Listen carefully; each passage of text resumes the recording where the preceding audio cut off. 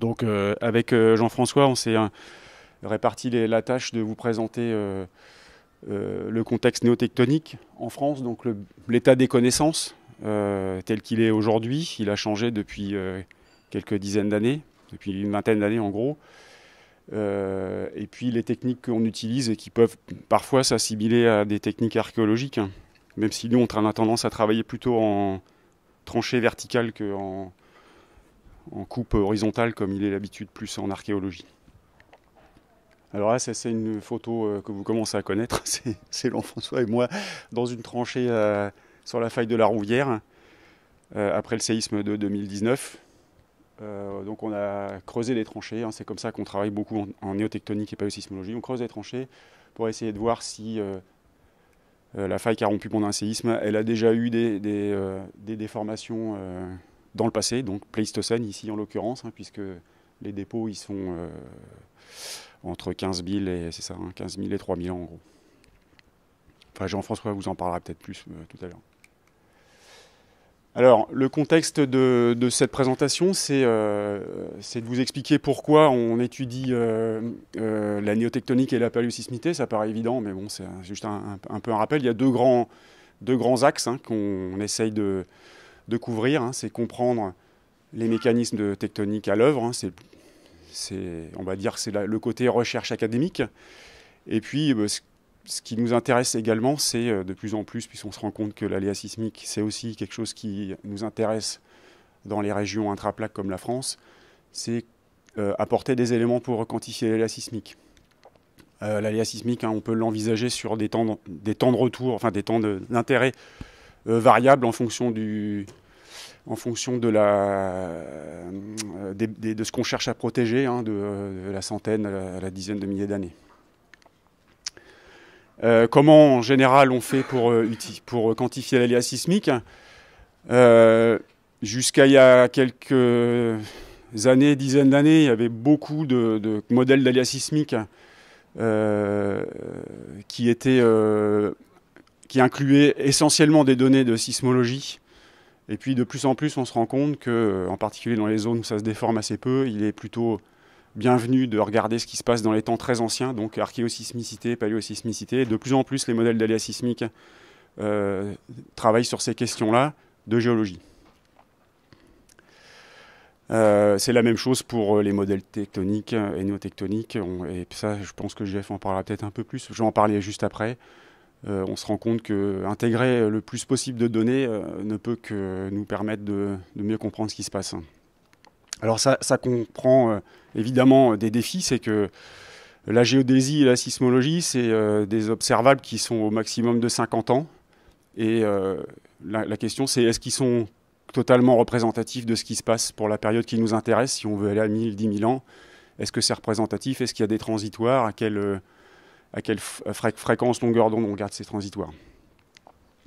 Et puis le pendant aussi, c'est que la paléosismologie, plus on va dans le temps et moins on est sûr que ce qu'on regarde est représentatif de ce qui se passe maintenant et dans un futur proche. Le modèle historique, hein, si je commence l'état de l'art, c'est que jusqu'à il y a 20 ans, ça c'est moi qui l'avais écrit, on pensait qu'on était encore dans un modèle assez classique, on va dire, de convergence Afrique-Europe. On y est toujours, mais en tout cas, on pensait que la zone qui nous causait nos déformations les plus importantes dans la grande partie du territoire continental, c'était la collision alpine. Donc collision dit convergence avec des forces compressives, on va dire. Et on s'est rendu compte, essentiellement grâce à la géodésie, que c'était plus vraiment le cas.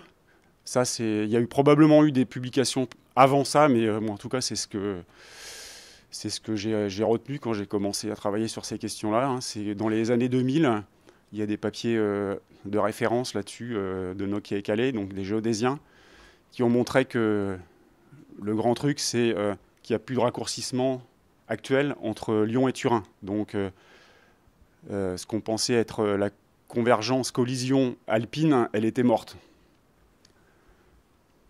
Et en gros, ce qui se passait dans la région alpine, c'était essentiellement, il y avait encore de la tectonique des plaques, mais c'était plus en tout cas une convergence-collision, mais on avait plutôt une rotation de la anti-horaire de la plaque adriatique, donc l'Italie, hein, pour faire court, par rapport à l'Eurasie stable. Et vous voyez que sur les cartes qu'ils ont publiées de taux de déformation, on se retrouve avec des choses plutôt extensives ou transpressives dans les Alpes, hein, avec des taux relativement faibles. Hein. À l'époque, c'était 1 mm par an maximum. Et puis, par exemple, une autre orogène qu'on connaît bien et qui a été un jour en collision, les Pyrénées, n'était plus en collision avec du raccourcissement, mais en légère extension.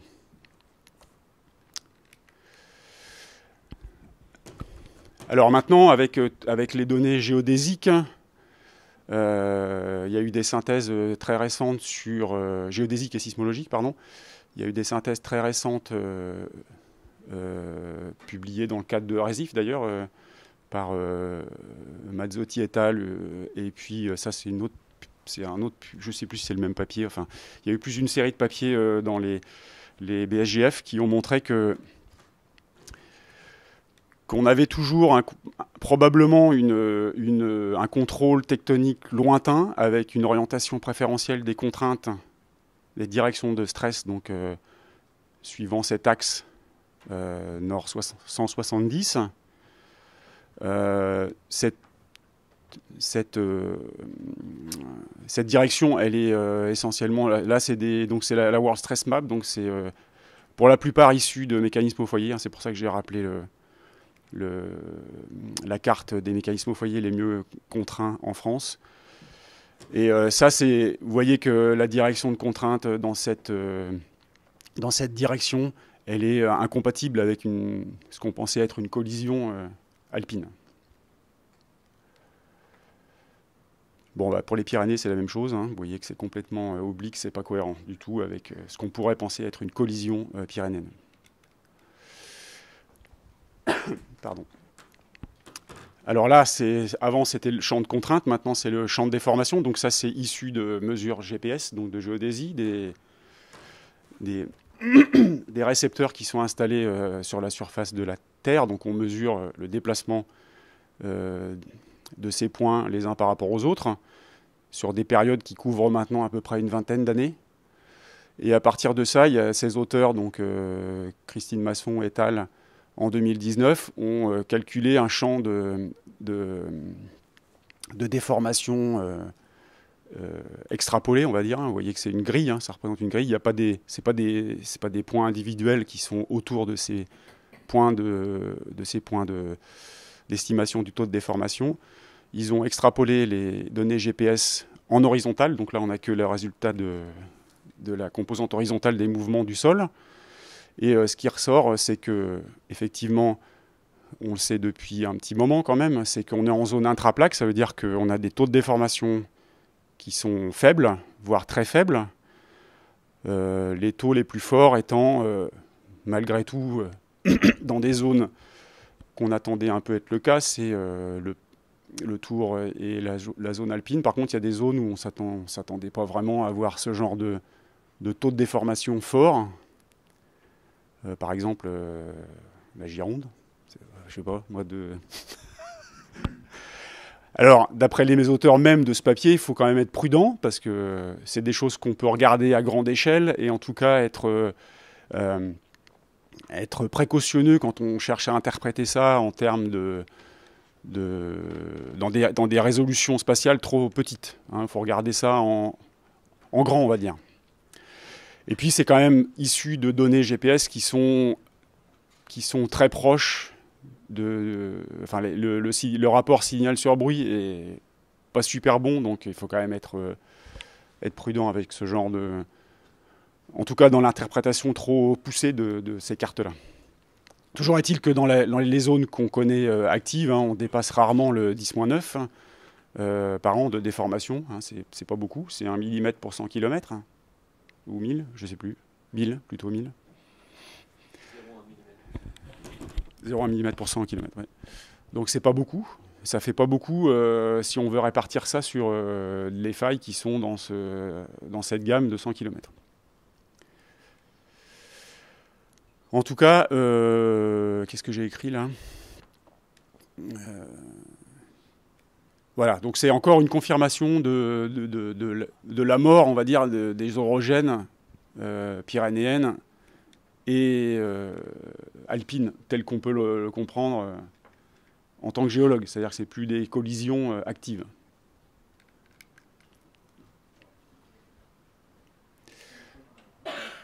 Il reste le Jura, hein, quand même.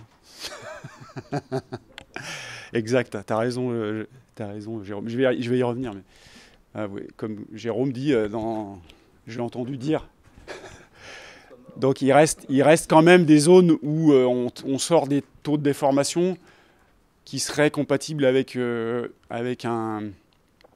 mouvement de la plaque adriatique vers la plaque continentale eurasienne. Hein, c'est dans la zone du Jura. Voilà, après, on pourra discuter du détail de chaque région. C'était pas trop l'objet, mais j'ai fait un petit zoom sur les Alpes parce que j'ai participé à ce travail-là un peu de Marguerite Maté, donc, qui a soutenu sa thèse en 2020 et qui a fait un focus sur la zone alpine parce qu'il y avait un réseau de GPS installé dans les Alpes qui permettait de commencer, une durée de plus de 20 ans, qui commençait à pouvoir être interprété. Il y avait il y a un réseau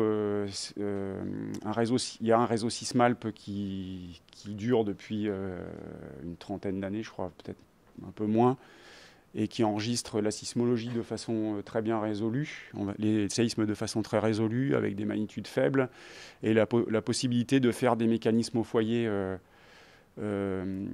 jusqu'à des magnitudes faibles à très faibles, jusqu'à des magnitudes 2, je crois, si je me rappelle bien.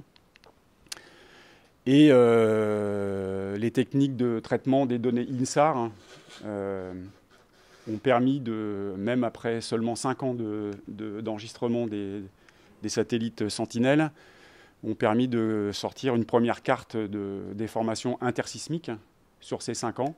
C'est la carte que vous voyez ici. Et puis sur la droite, c'est la carte des mécanismes au foyer sortie de cette étude. Alors, la première chose, c'est que pour ce qui concerne les mécanismes au foyer, c'est une carte donc, qui montre bien certains axes de concentration de séismes, donc de déformation.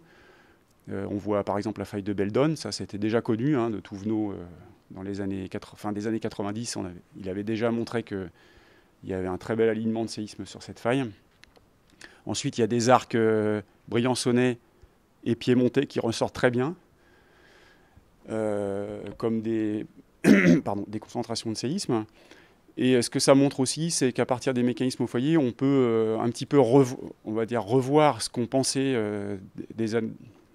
dans les années précédentes. Avant, on pensait que... Enfin, avant, il y a 5-10 ans, on savait déjà qu'il n'y avait plus de compression, mais on pensait que toute la chaîne était en effondrement. Les mécanismes au foyer étaient quasiment tous, en très grande majorité, extensifs. Et en fait, ce travail-là a montré que effectivement, il y a de l'extension dans la zone, surtout dans les zones très hautes, dans la très haute chaîne, mais la grande majorité des mécanismes sont décrochants.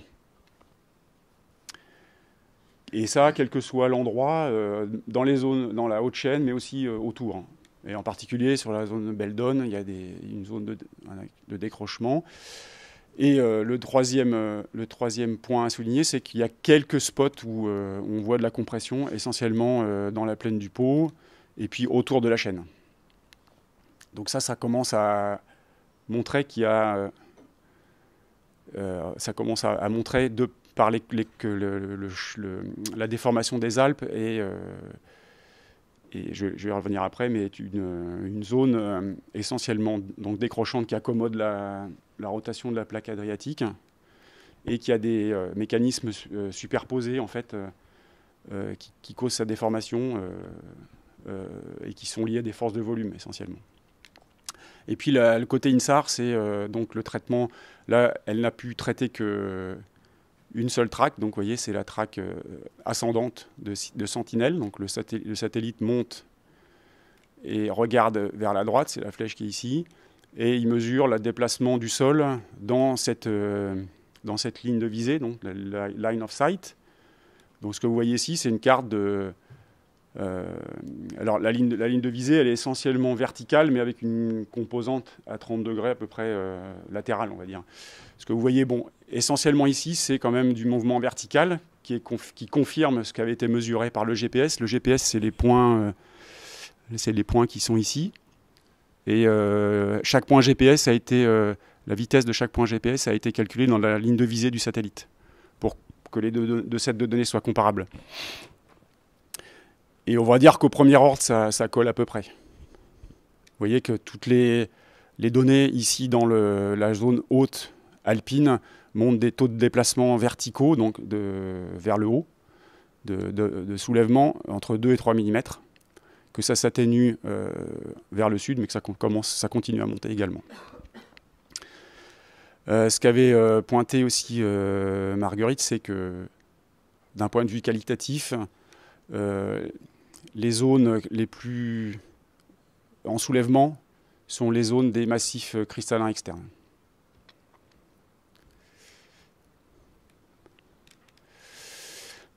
Après ce zoom, donc je reviens un petit peu à l'échelle de la France. Donc ça, c'est issu du papier de Stéphane Mazzotti de l'année dernière. Et puis j'ai rajouté le petit crowbar de Marguerite que je pense convient mieux pour la zone alpine, pour les mécanismes de déformation. Donc vous voyez, je rappelle ici que la région est intraplaque, avec des taux de déformation maximaux, on va dire, de 10-9.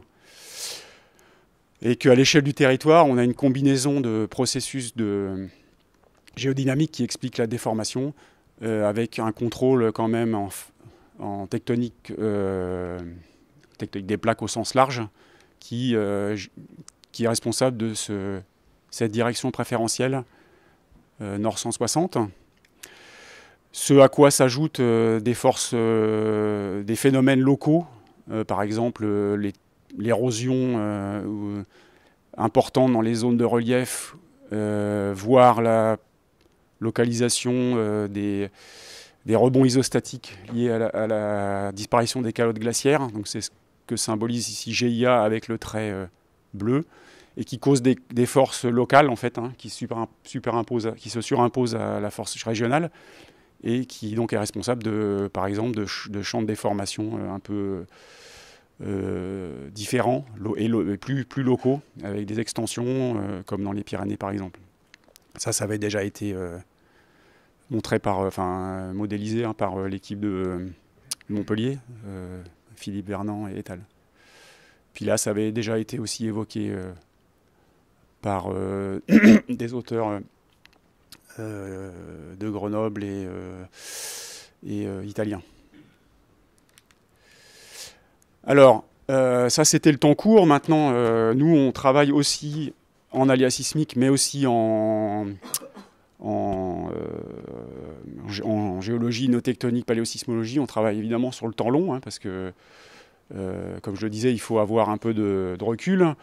Et puis, il faut aussi être réaliste, c'est qu'on a des déformations faibles, donc plus on va loin dans le temps, plus on a de chances que ce soit enregistré, et plus on a de possibilités d'en tirer quelque chose sur nos modèles de déformation.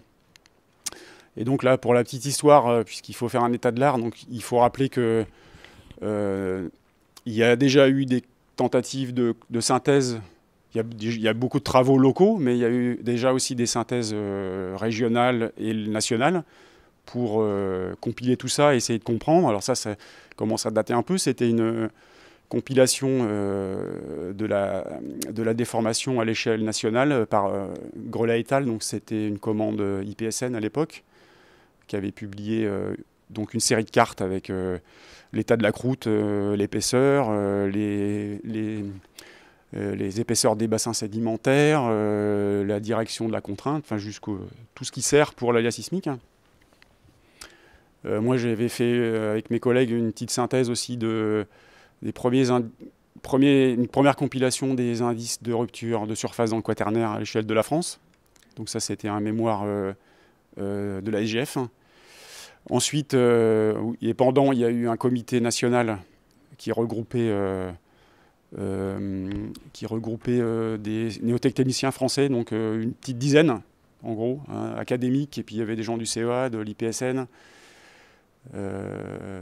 EDF, CEA, que j'ai déjà dit probablement, enfin bref. Et l'objectif de ce comité, c'était d'examiner les indices néotectoniques et de leur donner un indice de fiabilité. Donc ça existe. Maintenant, c'est répertorié sur le site de l'OREM à Montpellier. C'est mis en ligne. Donc c'est une base de données, au moins en partie pour les indices qui ont une fiche. Vous pouvez accéder à ça facilement, regarder ce qu'il y a dedans et remonter jusqu'à la biblio source et l'avis du comité Néopal. À la suite de la mort du comité Néopal en 2009, l'IRSN qui a des missions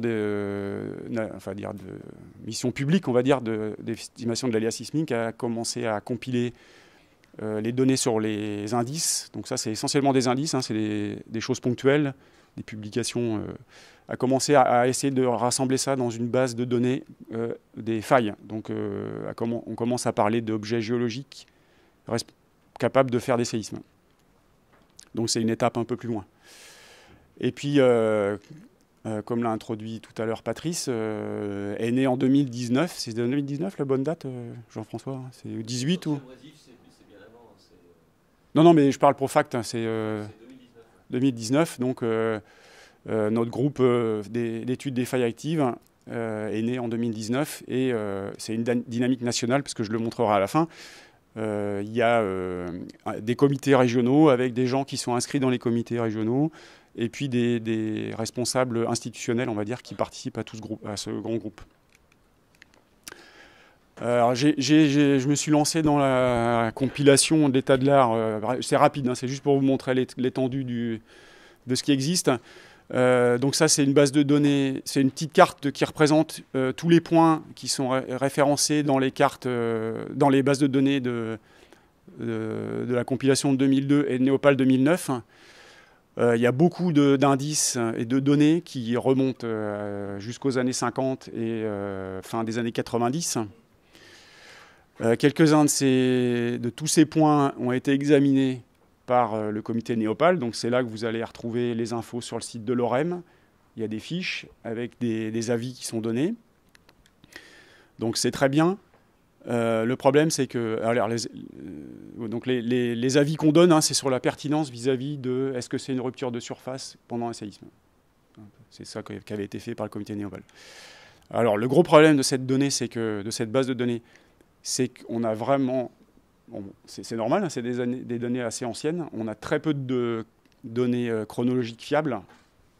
Et donc, d'un point de vue quantification de l'aléa, c'est difficilement utilisable, même si ça donne les potentiels indices sur l'activité d'une faille. Et il y a un gros travail à faire au-delà de l'interprétation, c'est de regarder et qu'est-ce que ça veut dire en termes de cinématique, hein, parce que c'est ça qui intéresse aussi l'aléa, mais surtout la compréhension géodynamique. Donc ça existe, mais il y a beaucoup de travail à faire, et je pense qu'il faudra 10 ans pour tout regarder. Et la meilleure stratégie, peut-être, c'est de regarder ça au cas par cas quand on a une étude de cas à faire, pour une étude de cas industrielle ou une étude de cas sur une faille particulière. Bon, alors il y a des indices, j'ai mis ceux que je connais bien, mais il y a des indices qu'on avait jugés pertinents parce qu'ils sont reliés à des failles crustales. Ici, c'est une faille pléistocène très jolie qui sont vues dans des sables anciens, mais qui recoupent ces sables au contact avec le bedrock. On avait aussi catalogué des indices comme non pertinents car associés à des processus externes. Et puis ça, c'est Pascal qui en parlera un peu plus. Ça, c'est une étude qu'on avait fait dans le bassin parisien où il y a beaucoup de déformations de surface dans des alluvions qui sont liées pour certaines à des déformations périglaciaires et d'autres à ce qu'on avait interprété comme des phénomènes de soutirage en fait. Ça, c'est la carte telle qu'elle est aujourd'hui de la BDFA, donc la carte des failles actives françaises, qui avait été compilée donc, par l'IPSN. Donc vous voyez qu'elle n'est pas bien,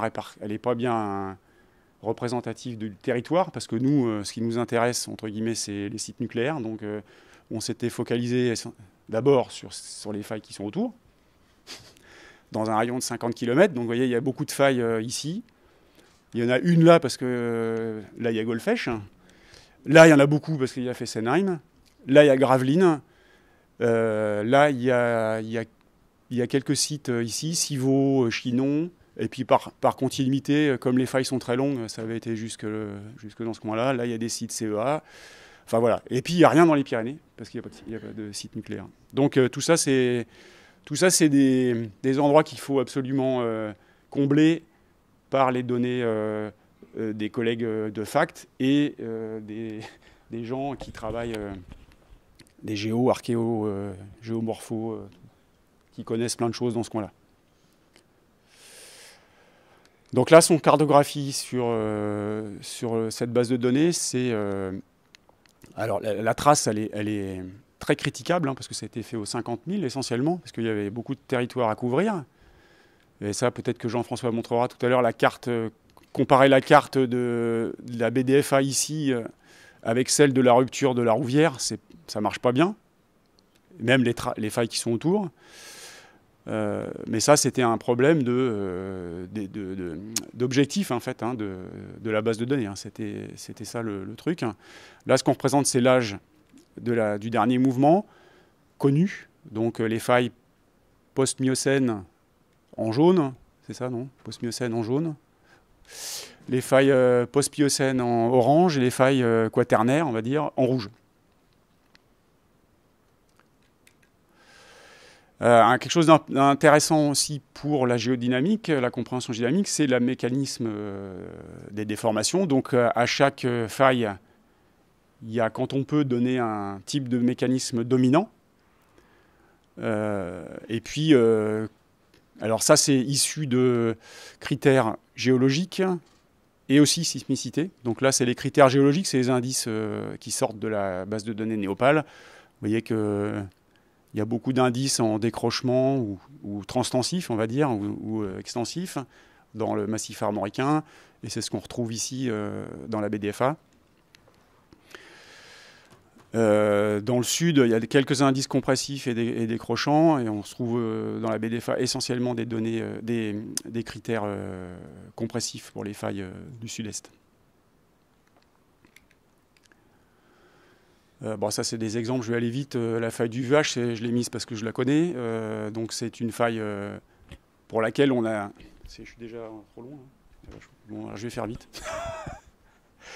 C'est une faille pour laquelle on a une bonne cohérence des données sismologiques, géodésiques aussi, donc très court terme, et géologiques plus long terme. Vous voyez ici qu'il y a eu un séisme en 96 sur une structure.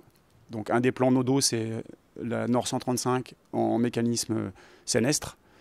Et puis quand on regarde le très long terme, avec toutes les pincettes qu'on doit prendre, on voit qu'on retrouve des décalages morphologiques de drains incisés dans le même sens, avec des offsets importants. Donc c'est probablement du cumulé relativement vieux. Et puis dans des dépôts un peu plus récents, qu'on peut peut-être remonter jusqu'à 30 000 ans, en tout cas la dernière phase glaciaire et périglaciaire, on voit qu'il y a des déformations. Là, vous avez le miroir de la faille du VH, qui est un très beau miroir calcaire avec des belles stries. On retrouve dans le quaternaire des offsets contre ce plan, et puis des convolutes qu'on pourrait assimiler à des enregistrements de mouvements sismiques. Alors j'ai essayé de faire une compilation mais très rapide de comparaison en fait, entre ce qu'on a dans le long terme et dans le court terme. Il y a pas mal de zones où c'est assez cohérent. Donc ce qu'on regarde dans le 100 ans et jusqu'au million d'années, ça marche à peu près. En Bretagne, on a quand même une cohérence entre les deux types de données. Dans la zone d'Annecy, on vient de le voir, c'est la même chose. Dans les Hauts-de-Chaîne alpines, là, elles ne sont pas représentées parce que BDFA n'est pas complète, hein, mais il y a pas mal de failles transtensives, et puis c'est très cohérent avec les mécanismes au foyer qu'on a. Lambesc, qui a un séisme inverse, est sur une faille inverse, connue comme telle, en tout cas par les géologies. Et puis des petites surprises quand même, puisqu'on a eu un séisme inverse ici, et c'était pas trop ce qui était connu sur la faille des Cévennes. Là, il faut vraiment que j'aille vite, alors si j'ai bien compris. Alors, tout ça, ça a été synthétisé un petit peu pour ce qui est paléosismicité par un papier dans le compte-rendu Géosciences de cette année par Olivier Bélier, Marc Cushing et Sébrier, qui montre que, en compilant tout ça, les études paléosismologiques, on est soulagé de lire ça, mais ça sert à quelque chose et qu'on peut retrouver des ruptures sismiques sur des failles connues et que ça peut être des phénomènes répétitifs. Donc ça sert à caractériser la récurrence des séismes et pour évaluer l'aléa sismique et faire des modèles géodynamiques. Donc ça, c'est la faille de la Trévarès. J'en ai déjà parlé. La faille de la Durance, où on voit une très belle structure imagée par la géophysique. Et puis une rupture un peu particulière à Valvérane, ici dans des dépôts récents, qui est probablement assimilable à quelque chose qui s'est produit pendant un séisme, mais pas sur la faille principale, mais sur un glissement banc sur banc. Alors j'en arrive à la fin. Pour vous présenter très rapidement, donc juste à partir de cette carte, que le comité RESIF-FACT, donc vous avez le beau logo tout neuf, ici, s'est rassemblé pour écrire un papier de perspective d'études à l'échelle régionale, réparti à peu près sur toute la France. Donc ça, c'est un papier qui est en libre accès, vous pouvez aller le lire. L'idée, c'est de lancer ces études régionales pour faire avancer les choses et pour dynamiser le groupe. Évidemment, on va profiter maintenant des techniques modernes de datation, d'imagerie, de géophysique. Et on va essayer de profiter des collaborations qu'on peut établir avec nos collègues un peu périphériques, les archéologues et géomorphologues évidemment, mais aussi les sismologues et géophysiciens, parce qu'ils contribuent à l'affaire également.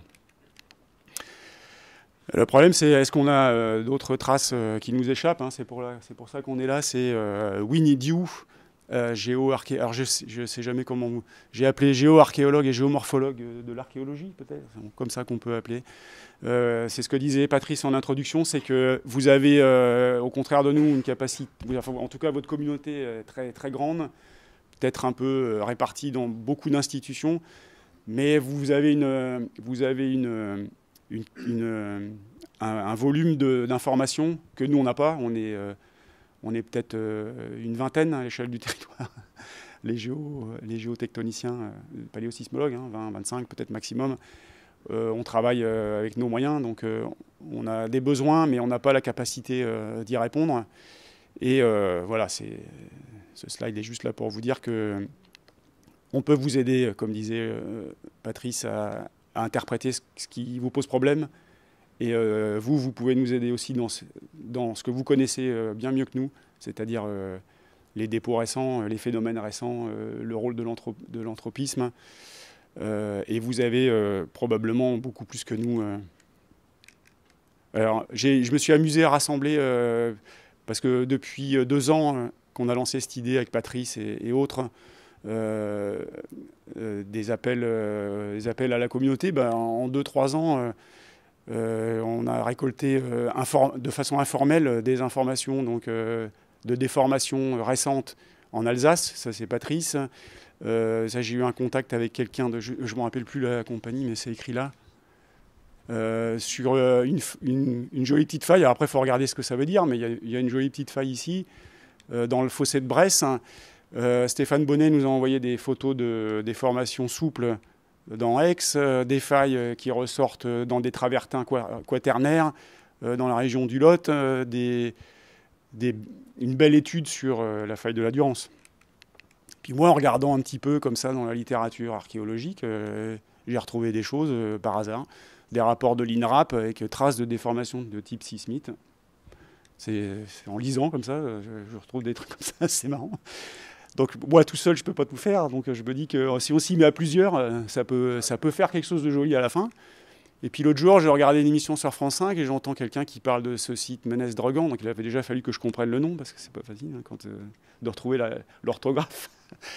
Et puis j'ai cherché et puis j'ai trouvé, tiens, y a eu une étude d'archéo dans les fin des années 90 qui dit qu'il y a un effondrement d'un abri néandertalien causé par un séisme et puis on retrouve une fracture avec un décalage de 5 cm sur le platier rocheux. Bah, ça, ce genre de truc, c'est très intéressant. Et ça met... Alors, c'est des indices, après, il faut approfondir, mais au moins, ça fait avancer les choses. Et donc, l'idée de tout ça, c'est... nous, on est structurés maintenant, depuis 3 ans, par groupes régionaux. Vous voyez, c'est la cartographie des groupes, 9 groupes, avec des responsables identifiés. Donc, ça fait des noms avec des emails. Et voilà, ces gens-là sont prêts à rassembler ce genre d'informations pour les diffuser dans leur groupe, hein, parce qu'il y a un nom ici, mais derrière, il y en a une petite dizaine, non, peut-être pas, mais quelques-uns, on va dire. Et tout ça est fait qu'on peut s'y mettre. Et... Ouais. En fait, l'idéal, c'est ce qu'on a discuté pendant la réunion dont a parlé Patrice avant, c'est que nous, maintenant qu'on est structuré, on est, pour ces régions-là, un correspondant géo-archéo, géomorphologue, pour nous communiquer ce qu'ils connaissent. Hein. On ne prétend pas à la complétude, hein. C'est toujours un vœu pieux peut-être, mais au moins tout ce qui est connu, que ça arrive, quoi. Et bon, la réunion, on a déjà eu des contacts positifs. J'ai listé 3 personnes, mais il y en a d'autres hein, qui n'ont pas pu assister à la réunion. Enfin voilà, c'est un bon départ. Et puis, je crois que j'ai fini. Voilà. Merci.